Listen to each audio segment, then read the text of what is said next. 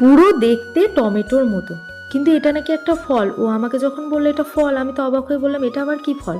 তো ফলের গায়ে দেখছি লেখা আছে পার্সিমন। তো ও বললো, দোকানদার বললো নতুন আসছে ফলটা বাজারে, নিয়ে যাও, তারপরে পয়সা দিও খেয়ে, কেমন খেতে আগে দেখো।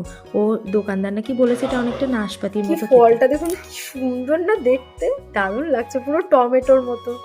মেয়ে তো এদিকে খাবো বলে মুখ উপড়ে চলে আসছে। মেয়ের জন্য আর দাঁড়া তর কেটে সইছে দিই। না। আমারও কিন্তু এই নতুন ফলটা দেখে মনে হচ্ছে কতক্ষণে কেটে চলো আমরা কিরকম কেটে দেখি স্বাদ আগে কেমন খেয়ে ফলটা। দেখি।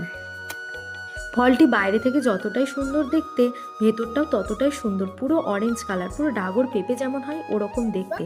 আর খেতেও বেশ মিষ্টি, জানেন। মেয়ে তো মিষ্টি। প্রচণ্ড পরিমাণে খুশি ফলটি খেয়ে। বেশ নতুন আর ধরনের খেয়েও জানেন দেখলাম ফলটা। বেশ মিষ্টি খেতে, স্বাদটা একটু অন্যরকম। আমাদের এখানকার ফলের মতো বেশ লাগলো না, কেমন খেতে? অন্যরকম লাগলো। তারপর আমি গুগল সার্চ করে জানতে ভালো পারি খেতে। এটা একটা জাপানিজ ফল পার্সিমন। তো এটা নাকি খাওয়া খুব উপকারী।